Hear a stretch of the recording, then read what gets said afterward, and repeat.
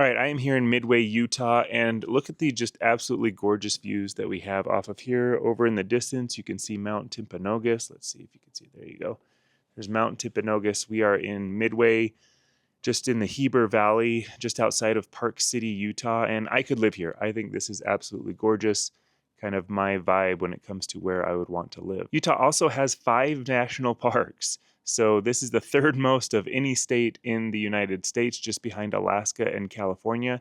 So there's a lot of beautiful scenery here, absolutely gorgeous views and quite diverse looks. So we've got these high green mountains, and then down south you've got those red rocks of St. George, Moab, and different places. So exceptionally beautiful state here. But from a Medicare perspective, everything here in Utah is pretty standard, is how I would describe it. You don't have a lot of crazy things happening here. There aren't any rules specific to Utah that are any different than the national rules. So if you watch many of our videos that talk more generally about Medicare, those are going to be very applicable here in Utah because there aren't a lot of exceptions. On the supplement plan side, you're dealing with attained age plans. Remember, when it comes to supplement plans, there are 3 different ways that they can issue these plans. So there's issue age, there's community rated, and then there's attained age. Now let's go over those, because to appreciate what you have here, you need to understand the others. And if you watch any other YouTube videos that are talking about the other plans, you'll want to know what they are, just so that if you live here in Utah and you're calling into an agent or to an insurance company asking for these other types of plans, know that they just aren't available to you here. You're dealing with attained age. So issue age plans are based on the age when you are issued the plan, when you first go on the plan. So if I first go on Medicare and choose a supplement plan at age 65, I'm going to get a 65-year-old's rate. If I don't take Medicare at 65 and I wait until 67 and I'm issued the plan at 67, well, there's a different rate for 67-year-olds than there are for 65-year-olds. And then these rates, they aren't going up each year because of your birthday. So if you do go on at 67 and then you turn 68, your plan doesn't increase because you turn 68. It's based on the issue date of your plan. Now, a lot of people confuse these plans and they think, oh, I want this plan because it never increases in costs, and that's not the case. You'll still get an increase each year that accounts for inflation and rising healthcare costs, but the rates aren't going up because of your birthday. Issue age plans start kind of in the middle range here as we go through the costs of these. Now, the next would be community rated plans. Community rated plans are not based on your age at all. So a 65-year-old is paying the same as a 105-year-old. It's based on the area that you live. Now, usually in the states that have community rated plans, they can't underwrite you for anything, any medical history, except tobacco usage. So if you do use tobacco, that's the only thing that they're really changing the rates on there. They aren't changing it on your age. Community rated plan states are typically the highest cost places that you would see when it comes to supplement plans. There are exceptions, but typically it's higher because, again, you're offsetting higher costs at higher aged individuals with lower aged individuals paying more. But here in Utah, again, you have attained age, and these plans are based on the age that you have attained. So when we think about this, when you go on a plan, let's say you're 67 years old, you go on Medicare, as soon as you attain a new age at 68, you do see a rate increase. And if you attain a new age at 69, you see another rate increase. We sarcastically refer to this as the happy birthday increase. In addition to that, you will see increases due to inflation and rising healthcare costs. So you could see 2 increases each year with supplement plans that are attained age plans. Attained age is by far the most common way to rate supplement plans in the country. The good news with attained age plans is that they are the lowest. They start at the lowest costs versus issue age and community rated. But again, you could see 2 increases each year to where they start to outpace the others. Now, the national average for a supplement plan G for a 65-year-old is $150 per person per month. Here in Utah, it is $140 per person per month, so slightly below the national average.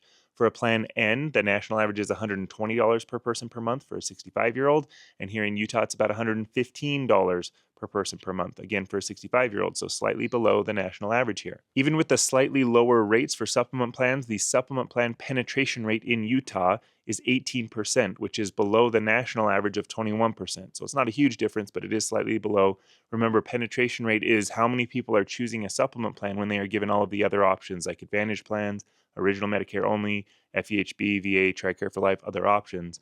Well, here in Utah, 18% of them are choosing supplement plans. We got some sprinklers turning on, so hopefully this still sounds okay. Let's switch over to the Advantage plan side of this conversation. So in Utah, remember, we have all of those national parks and this beautiful, amazing scenery. Well, what that means is that there are several rural areas here in Utah, and as is the case with all Advantage plans, in rural areas, you either have limited resources or access or even options for Advantage plans, or you have no Advantage plans, and that's the same here. So in in your more rural counties, there may be some that don't have Advantage plan coverage, or you only have a couple of insurance companies that are even willing to offer an Advantage plan. As you move into more of the metro or bigger city areas, your Advantage plan availability and the competition becomes much better, and you're able to get more selection around carriers and hospitals and providers in bigger cities. The national average for the maximum out-of-pockets for Advantage plans is just under $5,000. Here in Utah, it is right around $5,500, so slightly above the national average when it comes to your maximum out-of-pocket on Advantage plans.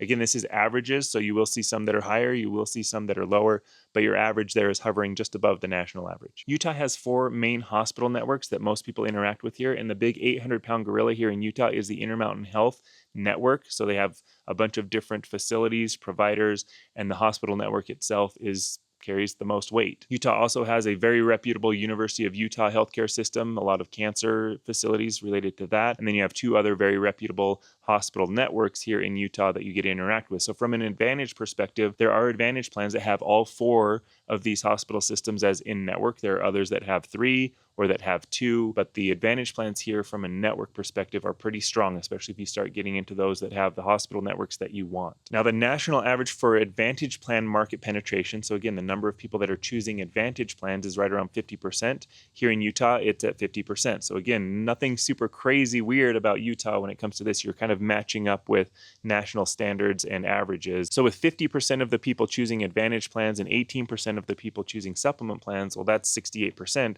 Where are the rest of the people going? That means that people are choosing other options, things like original Medicare only, or if they have access to FEHB, TRICARE for Life, VA benefits, or they're eligible for both Medicaid and Medicare. And then what's specific to here in Utah is you have a very large employer here that is the Church of Jesus Christ of Latter-day Saints. So a very large religious institution and a church here that has a lot of employees, and they have their own quasi-Advantage plan that falls kind of outside of these categories. So that's why you're not really seeing the 100% mark between Advantage and supplement plans. There are a lot of other options that people can choose from. Utah, again, we're looking at pretty standard things here, very close to averages, slightly above the average with a maximum out-of-pocket number on Advantage plans, slightly below the supplement plan costs for your monthly rates for these supplement plans. But you know what? You're special to me. I absolutely love Utah. Again, I would really love to live here in Midway. I've got to find a way to live here. But we are moving on from Utah, and in the next video, we will be in Arizona, and I will see you over there.